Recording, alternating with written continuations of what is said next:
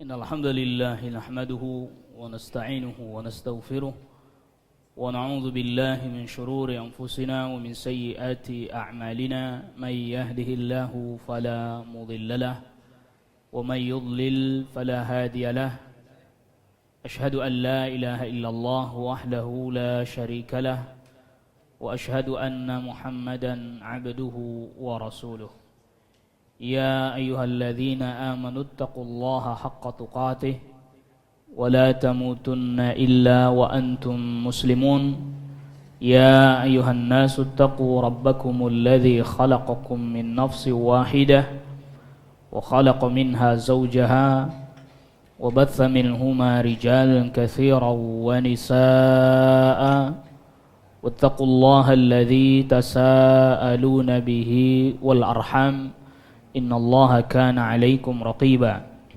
يا أيها الذين آمنوا اتقوا الله وقولوا قولا سديدا يصلح لكم أعمالكم ويغفر لكم ذنوبكم ومن يطع الله ورسوله فقد فاز فوزا عظيما أما بعد Ma'asyiral hadirin jamaah yang mudah-mudahan kita semua selalu dirahmati oleh Allah Subhanahu wa taala.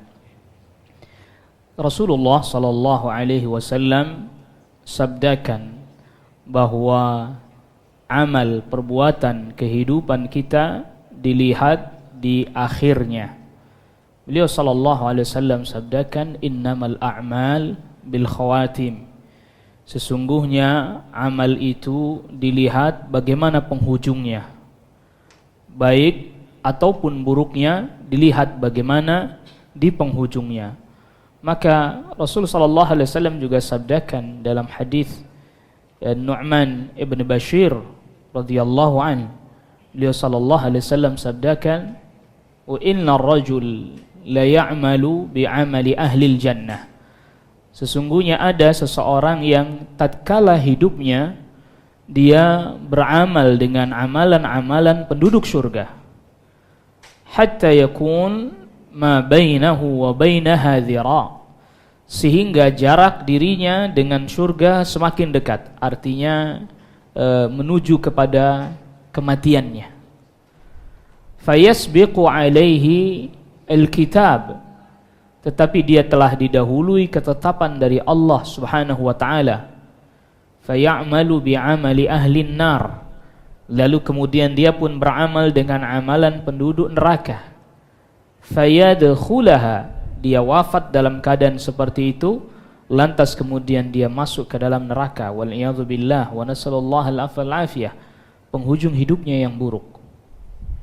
Wa innar rajula, sebaliknya ada lagi seseorang la ya'malu bi'amali ahli nar, tatkala hidupnya dia beramal dengan amalan penduduk neraka.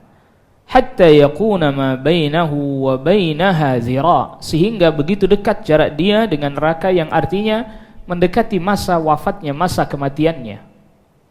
Fayasbiqu alaihi alkitab, dia telah didahului ketetapan dari Allah Subhanahu wa taala. Fayamalu bi'amali ahli jannah, dia lalu kemudian beramal dengan amalan penduduk surga. Fayadkhulaha, lalu dia wafat, dia mati dalam keadaan beramal dengan amalan penduduk surga, yang berarti amal saleh, lalu kemudian dia pun masuk ke dalam surganya Allah Subhanahu wa taala. Hadis ini bukan berarti kita kemudian pada saat ini meremehkan dengan kita mengatakan ya sudah, kalau gitu kita berbuat maksiat saja, nanti di ujung-ujung baru kita bertaubat, sehingga kemudian kita mendapatkan penutup yang indah, yaitu husnul khatimah, penutup yang baik, penutup yang indah. Tidak. Hadis ini mengisyaratkan, bahkan memberikan pesan kepada kita bahwa hendaknya kita tetap selalu dalam keadaan berharap kepada Allah Subhanahu wa taala, ditutup kehidupan kita dengan baik. Kita pun hendaknya selalu khawatir dan takut di penghujung kehidupan kita justru ditutup dengan keburukan, yaitu su'ul khatimah. Karena kita tidak tahu bagaimana penghujung kita nanti. Tidak ada satupun orang yang tahu bagaimana akhir dari kehidupannya nanti. Bukankah Allah Subhanahu wa taala perintahkan kepada Ibrahim alaihissalam untuk terus mendakwahi ayahnya yang kufur? Bahkan Ibrahim alaihissalam tidak tahu bagaimana penghujungnya nanti. Begitu juga Ibrahim alaihissalam diperintahkan untuk mendakwahi Namrud semampunya, dan dia tidak tahu bagaimana nanti penghujungnya Namrud. Begitu juga Musa alaihissalam terus diperintahkan oleh Allah Subhanahu wa taala untuk mendakwahi Firaun, sampai betul-betul Firaun wafat dan mati dia dalam keadaan kekufuran, sedangkan Musa alaihissalam tidak tahu bahwa nanti dia pun akan tetap berada pada kekufuran. Begitu juga Nabi SAW terus mengajak mendakwahi pamannya Abu Talib, dalam keadaan Nabi tidak tahu SAW bahwa Abu Talib tidak akan pernah beriman sampai wafatnya.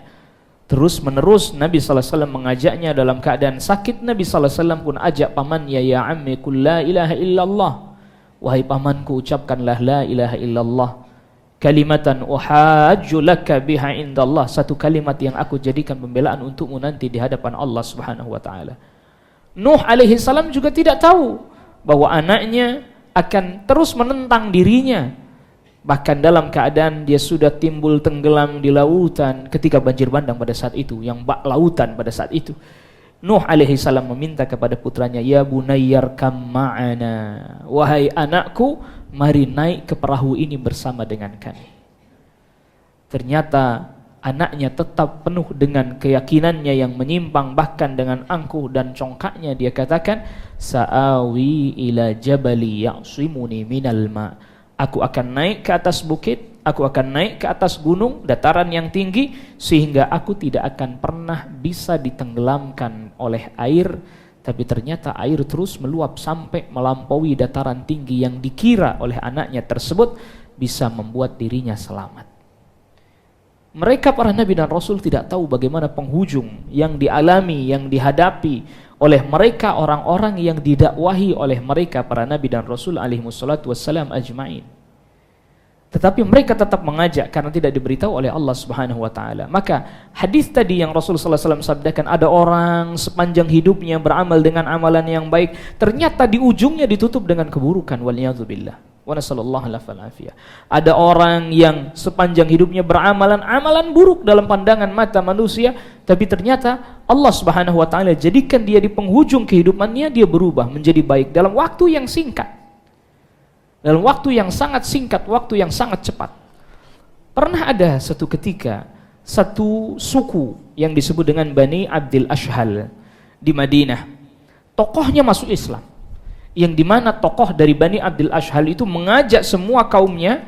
Dia berkata, aku tidak akan berbicara dengan salah seorang pun dari kalian sampai kalian mengikuti ajarannya Nabi Muhammad SAW. Dengan sebab itu kemudian berbondong-bondong kaumnya masuk ke dalam agama Islam, kecuali satu orang aja. Dia belum mau menerima agama Islam. Sampai satu ketika akhirnya ia pun masuk ke dalam Islam. Masuk ke dalam agama Islam, dia mengucapkan syahadat, dan pada saat itu ada panggilan untuk berjihad. Dia pun berangkat berjihad, langsung ikut berangkat berjihad. Dan ternyata langsung dia pun wafat di medan jihad. Diberitahukan kepada Rasulullah SAW, dia belum sholat. Waktu sholatnya belum, tapi sudah langsung ikut jihad. Apa kata Rasulullah SAW? Modalnya sedikit, untungnya banyak. Karena apa? Karena di masa-masa dia masuk ke dalam agama Islam, langsung dia kemudian berjihad dan mati di medan jihad, tentu jihad yang sesuai dengan aturan syariat. Oleh karena itu saudaraku kaum muslimin, rahimani Allah wa iyyakum, penghujung yang baik, akhir yang indah seperti yang kita harapkan, yang kita mohonkan kepada Allah Subhanahu wa taala, tentu ada sebab-sebabnya.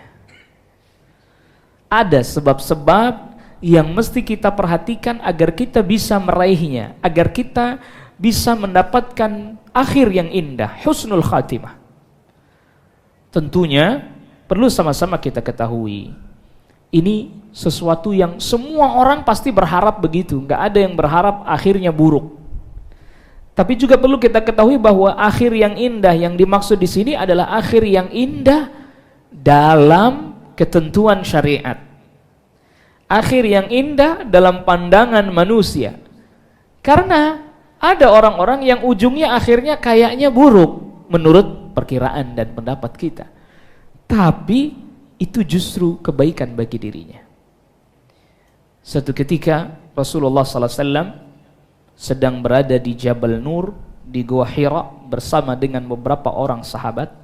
Ada sahabat Abu Bakar As-Siddiq radhiyallahu an, ada sahabat Umar bin Khattab, ada sahabat Uthman bin Affan, ada sahabat Ali bin Abi Thalib, ada sahabat Az-Zubair bin Al-Awwam, ada sahabat Talha bin Ubaidillah, ada sahabat Sa'ad bin Abi Waqqas. Itu ada beberapa sahabat di situ. Termasuk Abdurrahman bin Auf ada di sana. Lalu kemudian tiba-tiba Jabal Nur ini bergetar. Yang di sana terdapat Gua Hira. Rasul sallallahu alaihi wasallam kemudian sabdakan, "Uthbut Hira, wahai Hira, tenanglah engkau. Fa innahu ma 'alaika illa nabiyyun, sesungguhnya tidak ada yang berada di atasmu pada saat itu kecuali nabi." Itu beliau sendiri, Nabi sallallahu alaihi wasallam. "Au siddiqun," atau orang yang jujur lagi benar dalam hal keimanannya. Para ulama jelaskan yang dimaksud adalah Abu Bakar As-Siddiq radhiyallahu anhu. "Au syahidun," atau orang yang syahid. Sahabat Umar bin Khattab radhiyallahu anhu wafatnya dibunuh oleh seseorang yang bernama Abu Lu'la al-Majusi dengan pisau yang kemudian di ujungnya seperti ini, bercabang dua gitu, dan telah dibubuhi racun. Ketika mengimami salat subuh, ditikam dari belakang. Tragis. Uthman ibn Affan radhiyallahu anhu juga sama, oleh para pemberontak dikepung di Madinah yang lalu kemudian dibunuh. Tragis. Sahabat Ali bin Abi Thalib radhiyallahu an ketika keluar hendak menunaikan salat subuh, waktu itu tanggal 17 Ramadan, malam pagi hari subuh mau keluar, tiba-tiba Abdurrahman ibn Muljam telah datang dan menghantam tepat di bagian kepalanya sampai mengucurkan darah. Tragis. Dan para sahabat lain juga wafat dalam keadaan yang mungkin menurut pandangan mata tragis.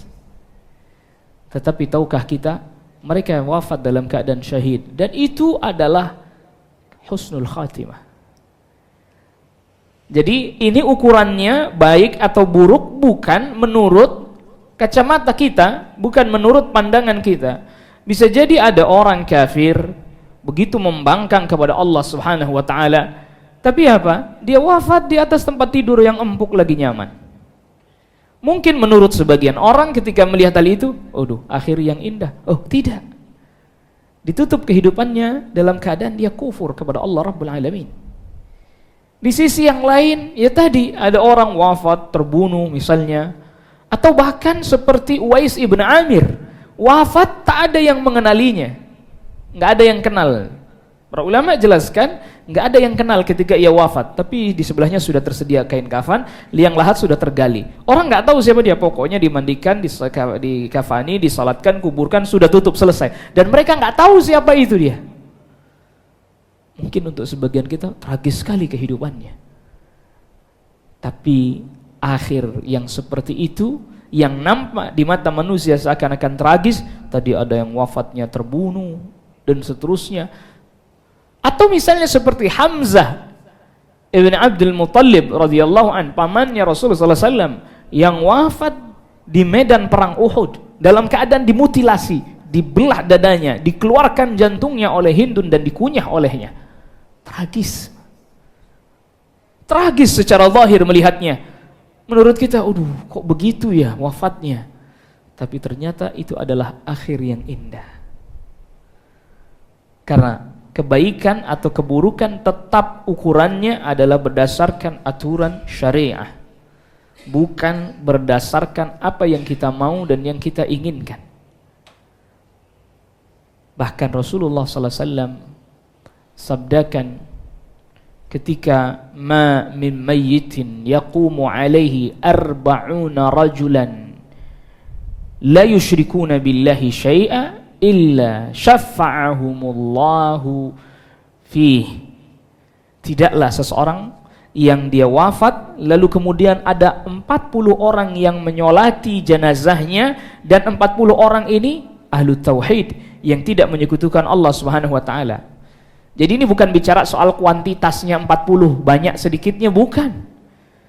Tapi mereka yang ikut menyolati itu adalah ahlu tauhid yang tidak menyekutukan Allah dengan sesuatu apapun.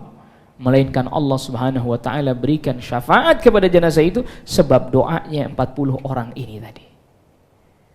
Ini pertanda bahwa ketika seseorang dia wafat kemudian dalam keadaan yang baik, lalu kemudian dia disolati oleh 40 orang dari ahli tauhid. Ini yang susah kan nyari ahli tauhidnya ini. Kalau cuma timbang ngumpulin 40 orang, apalagi kayak zaman sekarang dikasih uang mah ngumpul semua. Iya. Kalau cuman begitu doang, orang panggil, kumpulin, terus kemudian suruh nyolatin.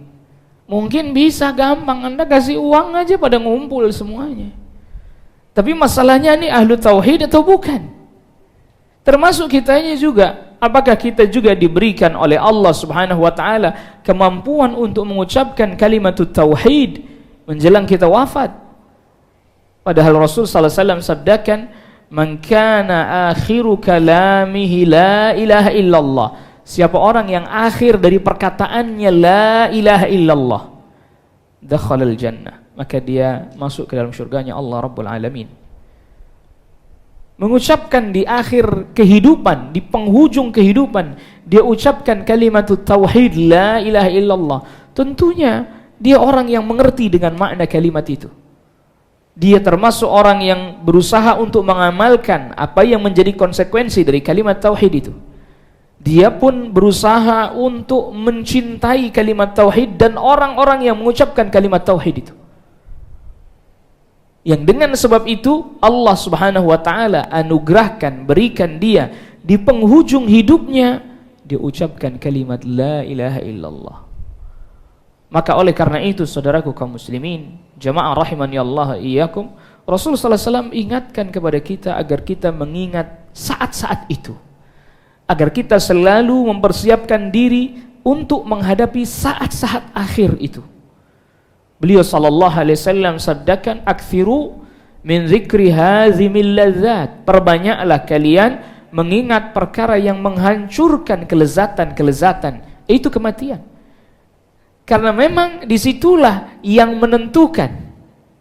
Di situ yang menentukan ditutup dengan apa kehidupan kita, dengan kebaikankah atau dengan keburukan. Sehingga dengan mengingat itu membuat kita menjadi waspada dan berhati-hati. Ini salah satu obat bagi setiap kelalaian yang menghampiri dan mendatangi kita. Sehingga tatkala kita berbuat kemaksiatan, teringat itu, langsung kita berusaha menghentikan. Kenapa? Khawatir kita sedang melakukan kemaksiatan itu sedangkan Allah Rabbul Alamin tutup kita sedang dalam keadaan seperti itu. Hina di dunia, apalagi di akhirat. Mungkin apabila Anda mendengar satu informasi, satu berita, si fulan wafat dalam keadaan berjudi, pasti kita merasa Allahu Akbar, na'udzubillah. Jangan sampai kita dalam keadaan kayak begitu.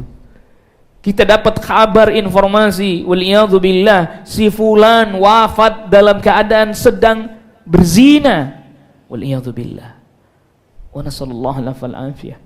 Dibuka aibnya oleh Allah Jalla wa'ala. Mungkin selama ini enggak ketahuan, enggak kelihatan. Dibuka aibnya tatkala menjelang kematiannya. Si fulan misalnya wafat dalam keadaan sedang mencuri, tertangkap tangan lalu dia wafat. Nasallallahu al-afiyah.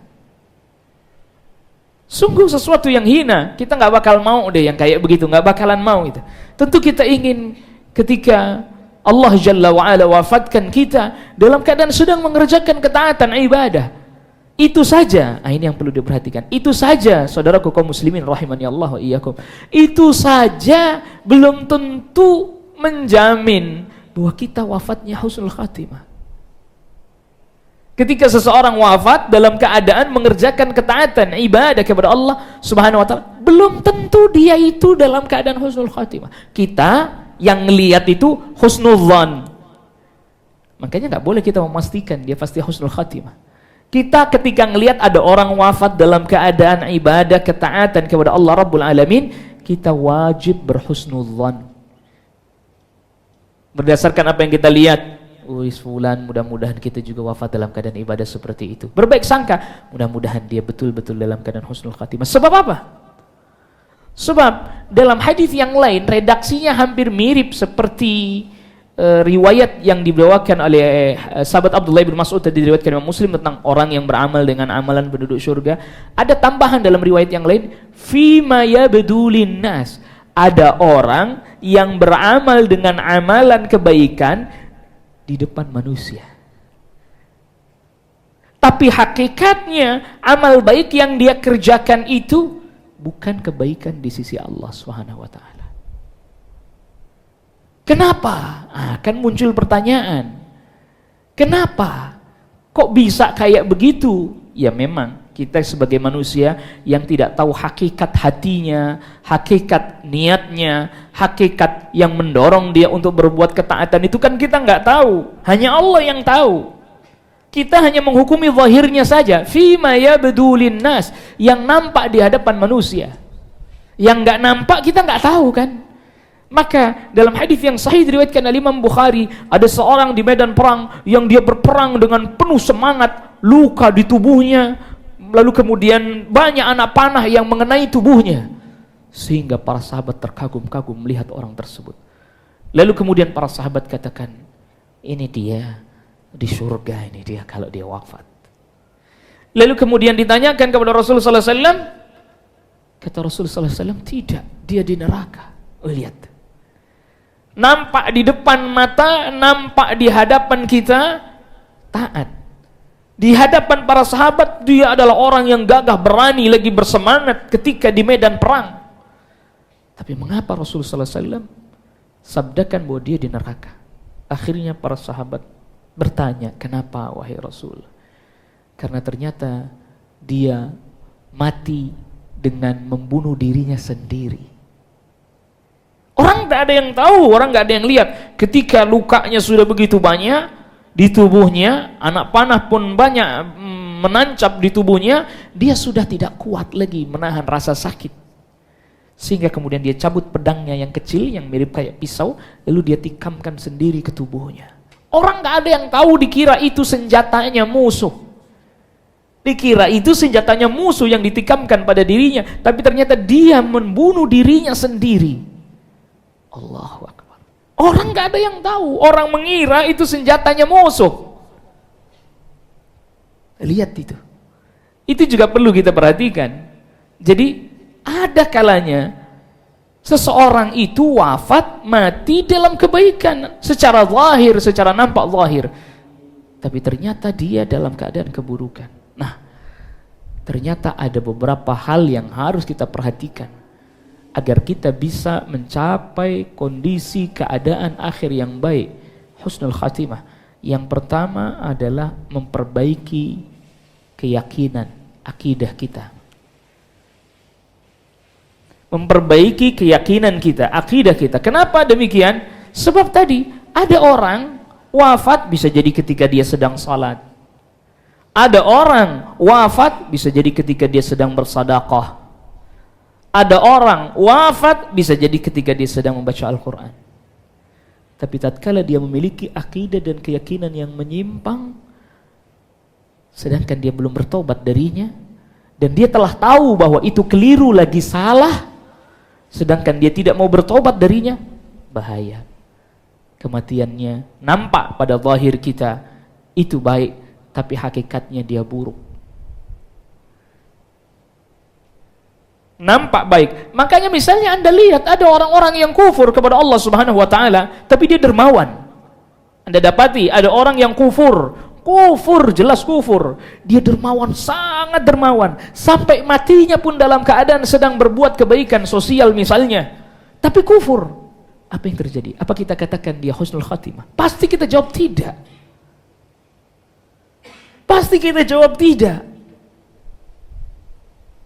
Karena apa? Karena dia kufur. Ya, karena dia kufur. Karena dia berbuat kekufuran, yang kufurnya itu dosanya lebih besar dibandingkan segala kebaikan yang telah dia tampakkan dan dia lakukan. Dan sirna semuanya kebaikan itu. Maka Allah Subhanahu wa taala firmankan, "Walau asyraku lahabita anhum ma kanu ya'malun." Kalau mereka menyekutukan Allah, mereka orang-orang yang menyekutukan Allah, niscaya sirna semua amal mereka. Para nabi dan rasul aja diancam itu. Ayat sebelumnya menyebutkan para nabi dan rasul. Kalau mereka para nabi dan rasul, mereka yang menyekutukan Allah, amar mereka pun sirna. Apalagi yang selain para nabi dan rasul. Pasti nggak ada yang katakan dia husnul khatimah. Orang kufur, wafat dalam keadaan kebaikan secara zahir, bersedekah misalnya atau berderma sosial, mengobati orang-orang yang sakit misalnya, lalu dia wafat dalam keadaan seperti itu, tetap kita katakan dia buruk kematiannya. Kenapa? Karena keyakinannya yang kufur itu. Maka oleh karena itu yang pertama bagi mereka yang hendak dan selalu berharap ingin bisa husnul khatimah, perbaiki akidahnya, perbaiki keyakinannya kepada Allah Subhanahu wa taala. Sebab apa? Amal soleh bisa nggak diterima karena keyakinan kita yang rusak, lagi buruk. Makanya pernah ditanyakan kepada sahabat Abdullah bin Umar radhiyallahu anhuma, ketika ada orang dari Basrah bertanya kepada sahabat Abdullah bin Umar, di kampung kami ada orang yang baca Quran, salat, puasa, dan seterusnya, sama dengan kami. Tapi satu saja yang berbeda, mereka mengingkari takdir. Apa kata Abdullah ibn Umar? Idza laqita ulaika fa'alimhum anni bari'um minhum wa hum bara'u minni. Kalau engkau berjumpa dengan mereka, kasih tahu mereka bahwa aku berlepas diri dari mereka dan mereka berlepas diri dariku. Walau anna ahadum anfaqa mithla Uhudin dhahaba, kalau seandainya salah seorang di antara mereka menginfakkan emas sebesar gunung Uhud, ma qabilahu Allah minhu hatta yu'mina bil qadar. Allah nggak akan terima itu darinya sampai dia beriman kepada takdir. Jadi ada orang beramal saleh tapi mengingkari takdir, sia-sia amalnya, sirna amalnya. Kalaulah dia wafat masih belum bertaubat dari hal tersebut, sedangkan dia sudah tahu, sudah dapat informasinya, sudah dapat kabar kepadanya, hujjah sudah disampaikan kepadanya, dia masih bersikeras, wafat dalam keadaan seperti itu, maka wafatnya bukan husnul khatimah. Wafatnya bukan dalam keadaan husnul khatimah. Ini yang pertama. Maka penting sekali, maka para ulama mementingkan betul, memberitahukan kepada kita betul agar kita selalu berusaha untuk memperbaiki keyakinan dan akidah kita. Yang kedua, agar kita kemudian berusaha selalu mengingat akhirat, sehingga kecintaan kita kepada dunia semakin menipis sedikit demi sedikit, bukan hilang sama sekali. Karena memang Allah Subhanahu wa taala jadikan kita kepada hal-hal yang menyenangkan. Zuyyina lin-nas hubbus syahawat minan nisa wal banin wal qanatiril muqantarati minadh dhahabi wal fidda wal khailil musawwamati wal an'ami wal harth, dzalika mata'ul hayatid dunya wallahu 'indahu husnul ma'ab. Dihiasi bagi manusia senang kepada hal-hal yang memang menyenangkan. Punya istri, punya anak, punya harta yang berlimpah, emas, perak, kemudian kuda-kuda yang bagus, lagi indah, sekarang mobil kendaraan. Lalu kemudian hewan ternak, sawah, ladang, itu semuanya kesenangan kehidupan dunia. Semua orang pasti senang akan hal itu. Tapi bagaimana kemudian meminimalisirnya? Sehingga kemudian bukan dia yang menguasai kita, bukan dia yang kemudian menguasai diri kita dan hati kita. Ingat kepada akhirat, termasuk ingat kepada kematian. Makanya kita dianjurkan untuk menjenguk orang sakit, agar Anda tahu bagaimana begitu besarnya nikmat kesehatan.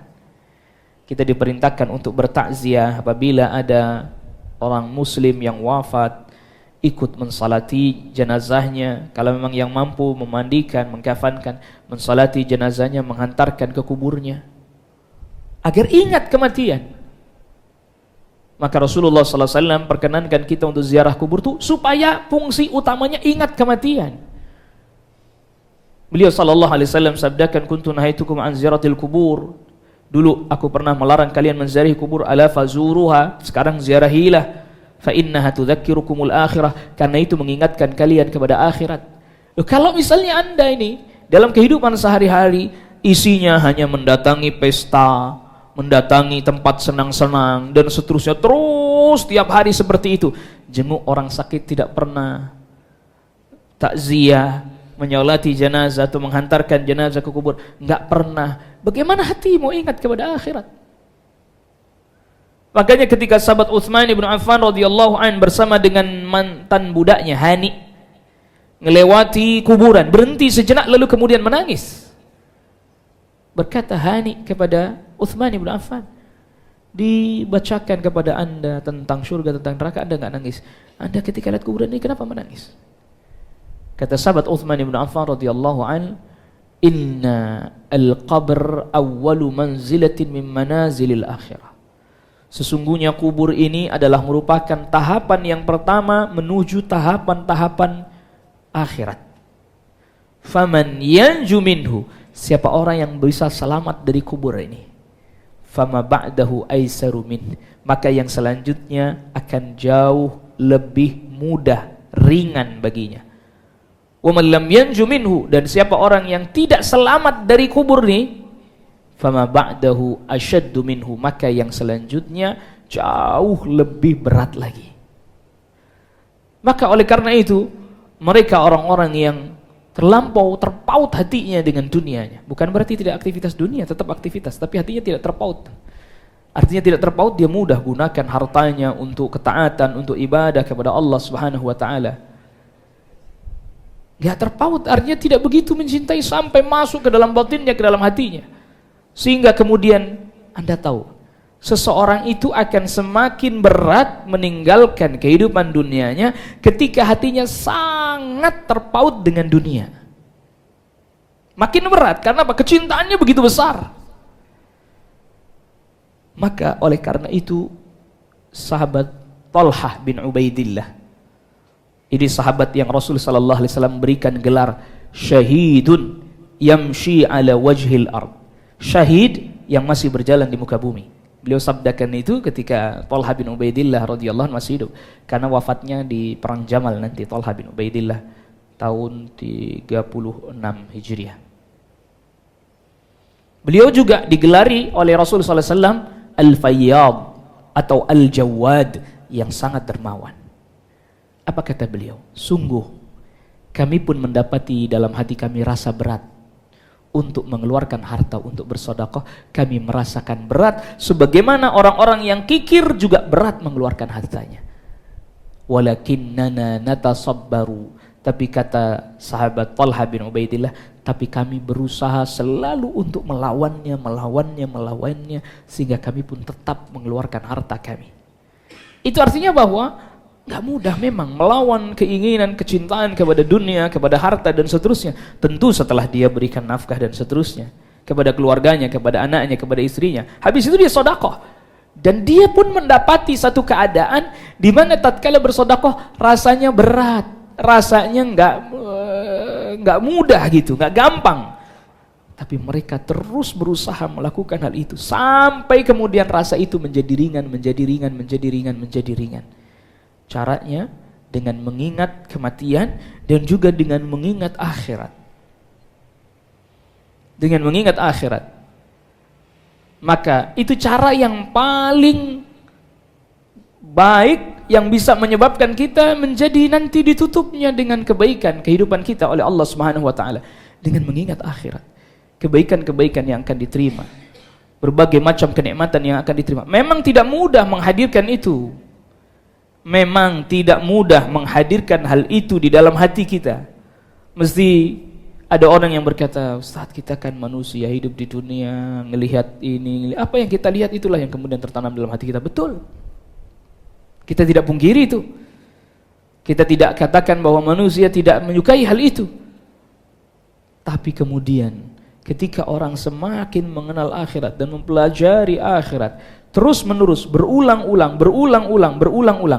maka oleh karena itu, perhatikan ketika Allah Subhanahu wa taala di surat-surat yang pendek, Al-Mufassal, surat-surat yang pendek, apalagi yang di juz 30, banyak sekali membicarakan tentang kiamat, membicarakan tentang akhirat, membicarakan tentang surga, membicarakan tentang neraka. Bahkan berulang-ulang, bukan hanya di satu surat saja, tapi di banyak surat, di banyak tempat diingatkan terus.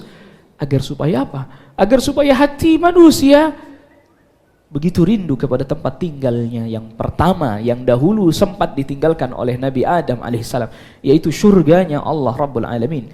Jannah, surga, yang memang itu ada di akhirat, yang kemudian Allah turunkan Adam alaihissalam ke bumi. Dan itu yang lebih kuat dari penjelasan para ulama tafsir, yang kemudian diberitahukan kepada anak cucunya. Sehingga kemudian agar kita berusaha memperbaiki diri agar bisa pulang ke kampung halaman yang sebenarnya, yaitu akhirat, yaitu surganya Allah Rabbul Alamin, kampung halaman yang sebenarnya itu, tempat tinggal yang sebenarnya itu, Darussalam, tempat keselamatan, gak ada kesusahan, gak ada kepayahan, gak ada kecapean, tidak ada kotoran, gak ada najis, semuanya isinya kenikmatan dan kebahagiaan.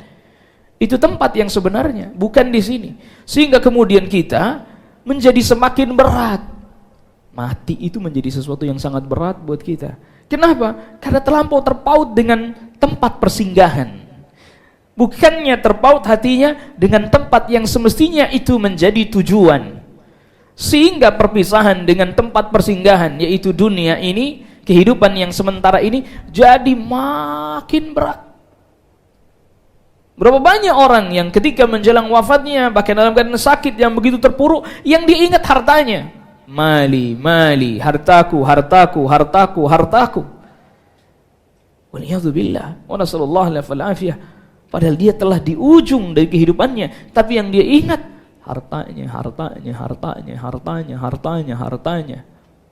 Padahal Rasul sallallahu alaihi wasallam sabdakan, hartanya apa yang dia makan lalu kemudian sirna habis, apa yang dia pakai lalu kemudian pakaian itu pun menjadi usang, dan apa yang dia sedekahkan, yang dia infakkan, yang itu nanti dia akan ambil bagiannya dengan berbagai macam lipat ganda yang telah Allah berikan nanti di akhirat. Kemudian selanjutnya, di antara sebab seseorang dia bisa mendapatkan husnul khatimah, ya dia berusaha untuk terus menerus menjaga diri dalam ketaatan. Mohon pertolongan kepada Allah Subhanahu wa taala agar terus dijaga dalam kehidupannya bisa menunaikan ketaatan. Jangan dibiasakan kemaksiatan tidak ditinggalkan. Sebenarnya tadi khawatir Allah menyingkap, membuka aib kita menjelang kehidupan kita sedangkan kita sedang berbuat kemaksiatan. Atau bisa jadi kita sedang tidak berbuat kemaksiatan tapi kemudian kita mengucapkan perkataan, waliyadzubillah, kita mengucapkan perkataan-perkataan yang perkataan itu menjelaskan tentang kebiasaan waktu kita berbuat maksiat. Al-Imam Al-Zahabi menjelaskan, ada beberapa kisah beliau kisahkan, ceritakan. Ada orang yang dia itu minum khamar. Ketika wafat dia tidak sedang dalam keadaan minum khamar. Namun di penghujung kehidupannya, perkataan yang dia ucapkan, dia menyebut-nyebut khamar. Dia meminta untuk disuguhkan pada dirinya khamar. Yang sebab itu tersingkaplah apa yang selama ini dia lakukan. Bisa jadi orang tidak tahu. Waliyadzubillah, wa nasallallahu alaihi. Sehingga orang jadi kaget. Ini orang menjelang wafatnya malah minta khamar, khamar, khamar, khamar. Bukannya dia ucapkan kalimat tauhid la ilaha illallah, tapi dia meminta supaya didatangkan khamar. Asallallahu alaihi. Bahkan Al-Imam Zahabi juga membawakan kisah lain. Kisah di mana ada orang yang senangnya main catur. Main catur, hobinya main catur. Dari pagi sampai siang masih di depan papan catur tak bergeming. Sampai sore di depan papan catur tak bergeming. Allahul musta'an. Ya. Kalau dulu zamannya para sahabat jadi begini. Sekilas saja, ini enggak cerita panjang lebar tapi sekilas saja agar kita tahu. Jadi catur itu ternyata permainan yang dilakukan oleh orang Romawi dulunya. Sebagian menyebutkan orang Persia juga melakukannya. Tapi yang paling kental, paling masyhur riwayatnya itu orang Romawi. Nah, bentuknya dulu bukan di papan begitu. Tapi kayak setinggi orang. Jadi itu bidak caturnya itu setinggi manusia. Sehingga ya cara mainnya diangkat gitu. Dipindahin. Dia berdiri, si pemainnya dua orang berdiri, seperti ketika sedang mengatur strategi perang. Ini bidak caturnya ini dibikin setinggi manusia. Sehingga kemudian ketika terjadi permainan ini diangkat gitu. Jadi seakan-akan si pemain pun ikut masuk di dalam kancah peperangan itu. Iya. Kemudian ketika ada sahabat lewat, kemudian ada orang melakukan hal itu, apa kata sahabat itu? Ma hadhihi tamathilul lati antum laha aqifun. Apa yang kalian lakukan? Kalian ini berdiri seperti orang yang memberikan penghormatan kepada patung-patung berhala-berhala. Begitu. Sehingga kemudian itu para sahabat telah menyikapi tentang hal itu dengan pengingkaran. Dengan pengingkaran. Walaupun tentu akhirnya di belakang para ulama terjadi perselisihan, tetapi datang dari para sahabat pengingkaran terhadap hal itu. Ada di antara para ulama mengatakan itu hukumnya haram, ada di antara mereka mengatakan hukumnya makruh, ya, dan seterusnya ada terjadi perselisihan. Tetapi asar dari para sahabat, mereka mengingkari perbuatan itu. Sehingga mereka katakan perbuatan tadi, ma hadhihi tamathilul lati antum laha aqifun. Ini seperti berhala-berhala yang kalian seringkali berdiri di depannya dan seterusnya itu. Imam Zahabi menceritakan, meriwayatkan ada orang menjelang wafatnya, dia hobinya main catur. Ditalkinkan, la ilaha illallah, la ilaha illallah. Ternyata apa yang terjadi?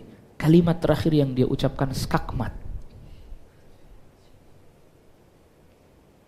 Kalimat terakhir yang keluar dari lisannya bukan la ilaha illallah, skakmat, mati dia. Allahul musta'an, waliyadu billah.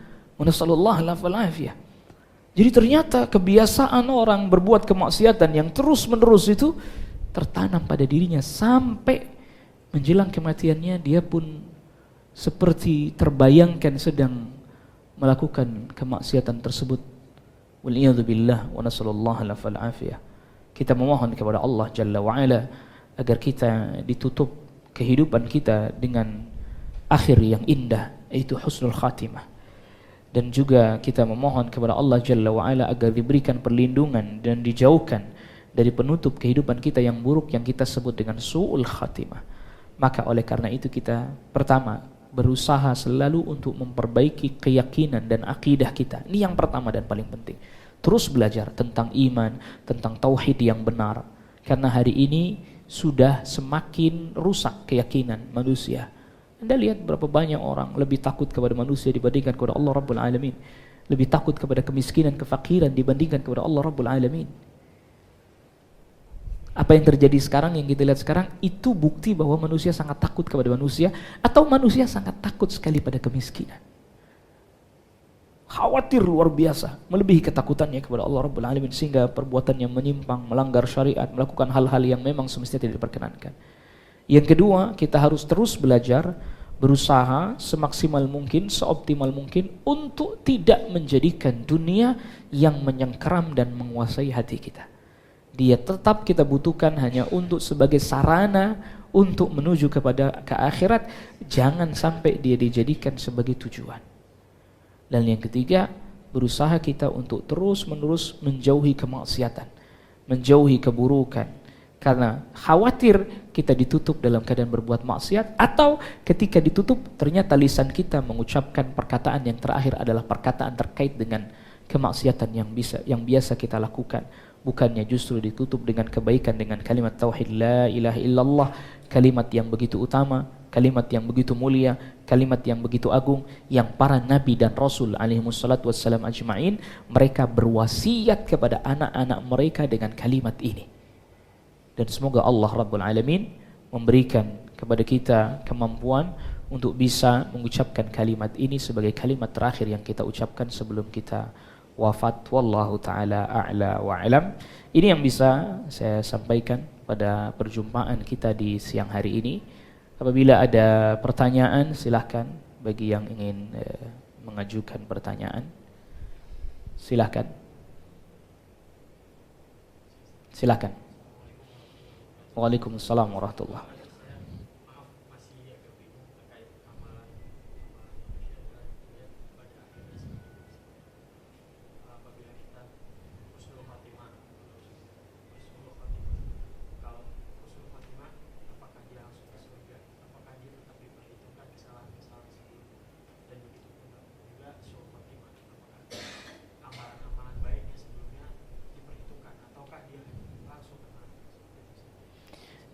Iya, jadi ini pertama yang perlu kita fahami tadi itu penutup yang baik yang kita harapkan. Sebab dengan penutup yang baik itu menjadi pertanda kebaikan untuk selanjutnya. Bukan berarti otomatis dia langsung bisa masuk ke dalam surganya Allah Rabbul Alamin. Karena itu nanti pembahasannya adalah pembahasan terkait orang-orang yang masuk surga tanpa hisab, tanpa azab. Mereka yang betul-betul bertauhid kepada Allah Subhanahu wa taala, dan niscaya mereka husnul khatimah gitu. Mereka orang-orang yang masuk surga tanpa hisab, tanpa azab, itu mereka betul-betul bertauhid kepada Allah Subhanahu wa taala. Niscaya mereka husnul khatimah. Tapi tidak setiap orang yang husnul khatimah bisa mencapai kedudukan seperti mereka. Tapi itu merupakan pertanda kebaikan gitu loh. Iya, diharapkan dengan husnul khatimahnya itu menjadi pertanda kebaikan buat dia. Karena apa? Ya kalau memang dia ada maksiat yang dia belum tobat dari maksiat tersebut, dosa besar yang Allah nggak ampuni, ya dia akan diazab dulu. Tetap itu. Tapi husnul khatimah itu menjadi pertanda yang baik buat orang tersebut. Yang sangat kita berbaik sangka bahwa yang selanjutnya, yang setelahnya, dia akan mendapatkan kemudahan-kemudahan, kebaikan-kebaikan dari Allah Subhanahu wa taala. Sebagaimana tadi yang sahabat Utsman bin Affan radhiyallahu anhu katakan, kubur nih. Ini tahapan pertama. Maksudnya kan Anda mau masuk situ mati dulu kan tadi. Maka itu tanda baik, mudah-mudahan kan kita nggak tahu selanjutnya. Tapi hukum Allah tetap berlaku. Soal dia punya kesalahan dan maksiat, apakah nanti Allah akan hisab, itu semuanya nanti Allah Rabbul Alamin akan proses itu semuanya. Kecuali yang telah disebutkan di dalam dalil, mereka tidak terproses, masuk surga tanpa hisab, tanpa azab, seperti yang tidak kita disebutkan. Begitu. Yang kalau yang mereka yang golongan yang masuk surga tanpa hisab, tanpa azab, mesti husnul khatimah itu. Tapi tidak setiap husnul khatimah bisa sampai kepada derajat itu. Sebagaimana juga sebaliknya yang su'ul khatimah, itu pertanda buruk. Waliyadzubillah. Nasallallahu alaihi wasallam. Itu pertanda buruk, tapi asal masih ada iman di dalam hatinya, kita juga katakan seperti yang Rasulullah sallallahu alaihi wasallam sabdakan, yakhruju minan nar man kana fi qalbihi mithqal habbatin min khardalin minal iman. Akan tetap keluar dari neraka. Allah keluarkan dari neraka orang yang masih ada keimanan dalam hatinya, walaupun seberat kalau kita nyebutnya biji sawi. Ya, kalau khardal ya semacam bijian yang kecil gitu. Kalau kita nyebutnya biji sawi. Asal masih ada keimanan, tetap Allah Subhanahu wa taala akan angkat. Namun ketika dia wafatnya misalnya dalam maksiat, masih ada iman, tentunya kita tidak katakan serta-merta dia kufur. Kita tidak serta-merta katakan dia kufur dan pasti dia di neraka selama-lamanya.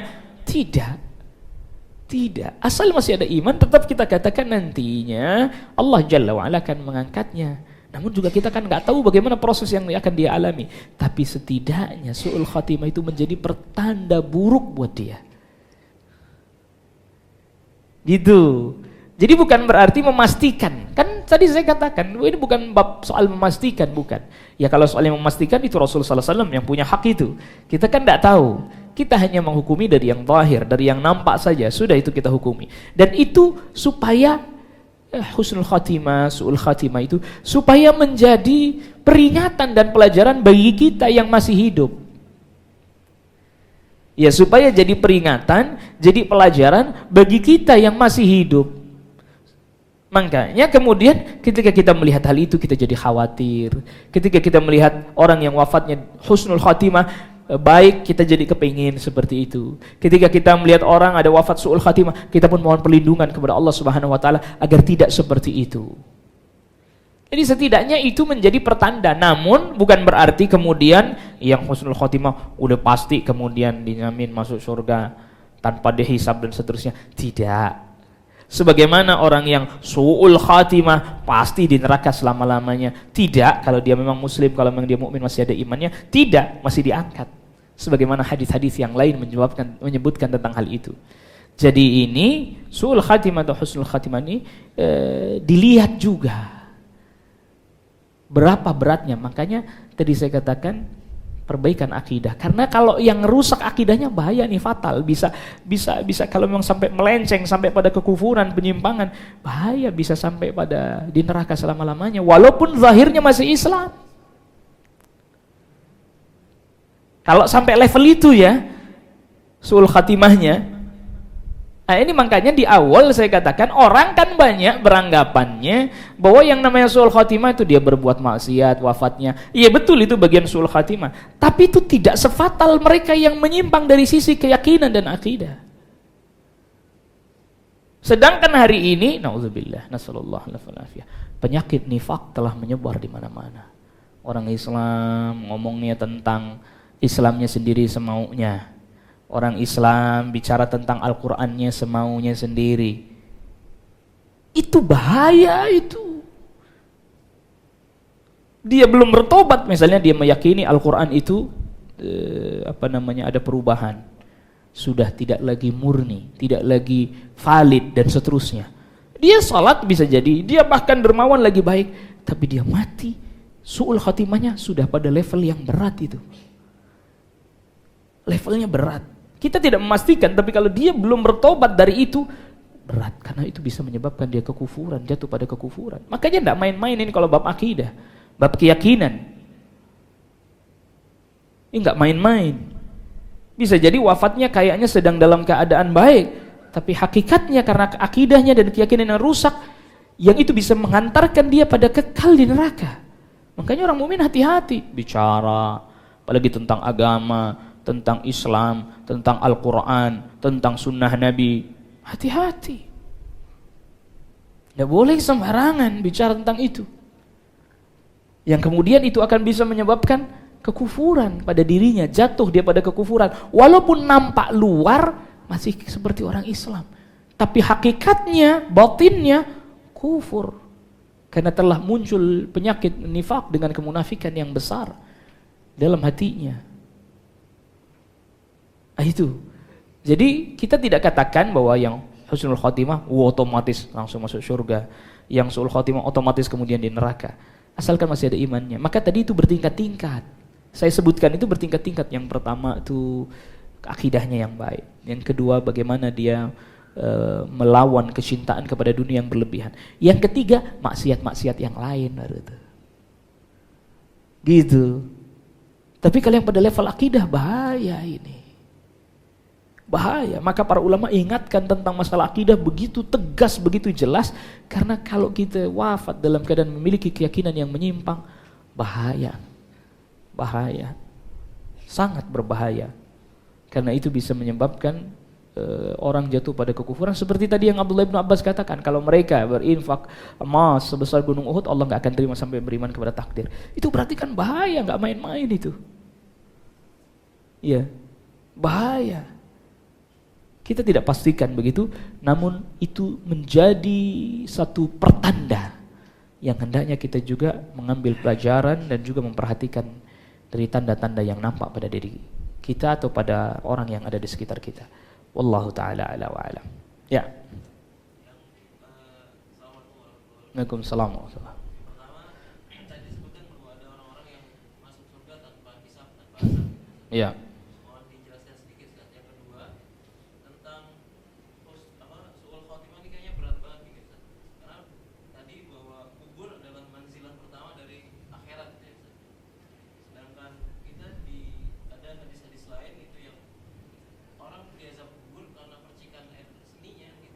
Iya. Ini bisa nggak ngantar kita ke su'ul khotimah juga? Iya. Baik.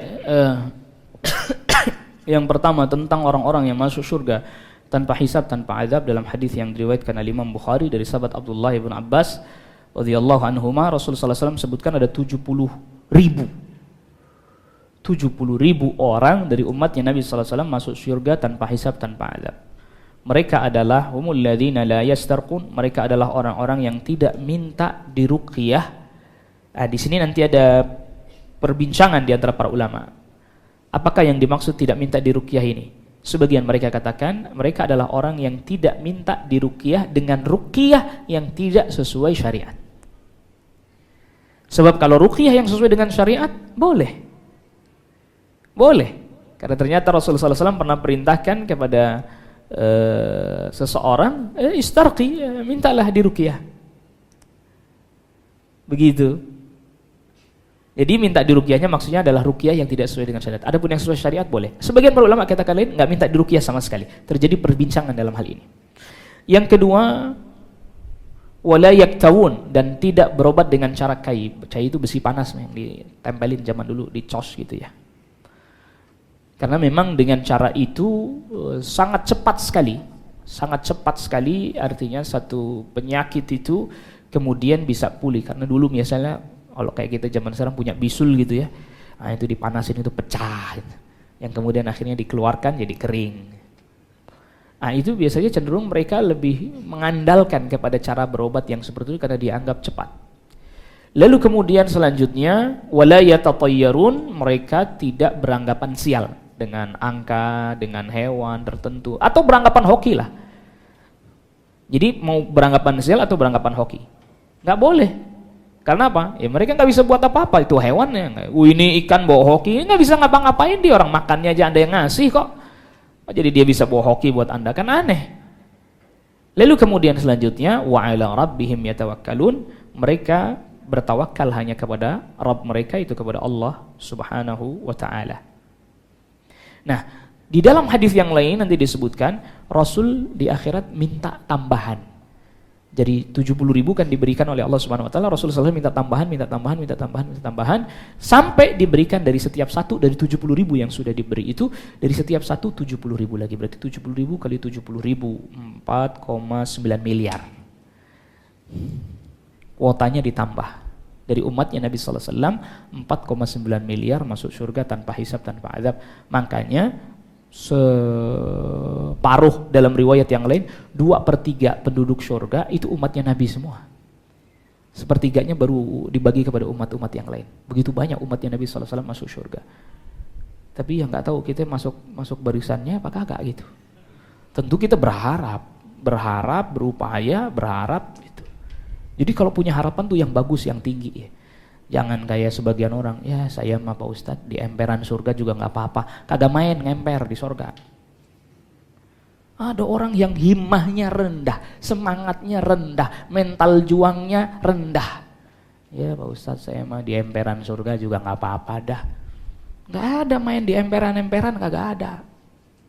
Semangat tinggi, juang. Makanya itu nuntut ilmu, belajar, mengamalkannya, belajar tauhid, akidah, amalkannya. Itu baru benar, bukan terus ya orang kayak saya mah Pak Ustadz apa pantas gitu ngomongnya. Jangan demikian. Semangat, berupaya, berusaha dan mohon pertolongan kepada Allah Subhanahu wa taala. Ihris ala ma yanfa'uk wasta'in billah, kejar setiap yang bermanfaat bagimu dan mohonlah pertolongan kepada Allah Subhanahu wa taala. Yang kedua, pertanyaan yang kedua, itu tentang masalah ini kan su'ul khotimah berat ya. Dan kubur itu adalah tahapan yang pertama. Terus gimana tuh? Ada hadis Bukhari, dalam Sahih Bukhari menyebutkan ada orang yang diadab di kubur karena namimah, ngadu domba. Yang satu lagi karena dia itu tadi istinja, kagak bersih, percikannya kena dan seterusnya. Perlu kita jawab bahwa orang-orang mukmin yang memiliki dosa seperti yang disebutkan di dalam hadis ini. Nanti ada beberapa hadis lain menyebutkan dosa-dosa seperti zina juga, itu menjadi sebab azab kubur. Bertingkat-tingkat mereka. Tetap kena azab kubur. Bedanya dengan orang kafir, kalau orang mukmin dia punya maksiat lalu diazab di kuburnya, dia masih bisa mendapatkan keringanan azab kubur atau bahkan diangkat dan dihilangkan darinya sama sekali. Tapi kalau orang kafir, tadi misalnya ada orang kafir zina dan seterusnya, itu azab kuburnya kagak bakalan diangkat oleh Allah Subhanahu wa taala sampai hari kiamat, enggak bakalan. Tapi kalau orang mukmin masih bisa diangkat. Buktinya apa? Rasul sallallahu alaihi wasallam ketika melewati kubur itu kan diambil 2 pelepah kurma, dipatahin lalu ditancapkan sambil Rasul sallallahu alaihi wasallam berdoa. Kata Rasul sallallahu alaihi wasallam sabdakan la'allahu yukhaffafu anhuma. Mudah-mudahan azabnya diringankan. Azabnya diringankan. Jadi bisa jadi ada orang dia husnul khotimah tapi tetap kena azab kubur gitu. Gitu. Karena ada dosa yang kayak tadi dia lakukan yang memang itu menyebabkan dia itu tadi. Namun nanti kalau di akhirat ya tapi bisa diringankan dia. Doanya orang-orang mukmin, bagi doa keluarganya, permohonan ampun, itu bisa menyebabkan itu diringankan. Ya, itu bisa menyebabkan diringankan. Makanya Anda tahu nggak? Setiap kita sholat, kita doain orang mukmin semuanya. Assalamualaikum wa ala ibadillahis sholihin, semuanya. Tiap sholat kita doa itu, Anda sadar atau enggak? Dan benar sebab itu, kita bisa diringankan azab kubur dari orang-orang mukmin yang mereka memiliki kesalahan ataupun dosa atau maksiat yang menyebabkan dia mendapatkan siksa di dalam kuburnya. Allah Ta'ala alam. Makanya itu tadi, ada kubur aja itu sudah ngeri. Bagaimana ada akhirat, bagaimana di neraka. Ada kubur aja mestinya itu sudah ngeri. Makanya tadi Utsman bin Affan radhiyallahu anhu katakan ini sudah ngeri, ini sudah ngeri kuburan nih. Apalagi yang selanjutnya, kubur saja sudah ngeri, sudah mengerikan. Allah Ta'ala alam. Ini bisa kita bahas pada pertemuan kita kali ini. Wassallallahu ala nabiyyina Muhammadin wa alihi washabbihi wasallam tasliman katsiran. Subhanakallahumma wa bihamdika asyhadu an la ilaha illa anta astaghfiruka wa atubu ilaik. Assalamualaikum warahmatullahi wabarakatuh.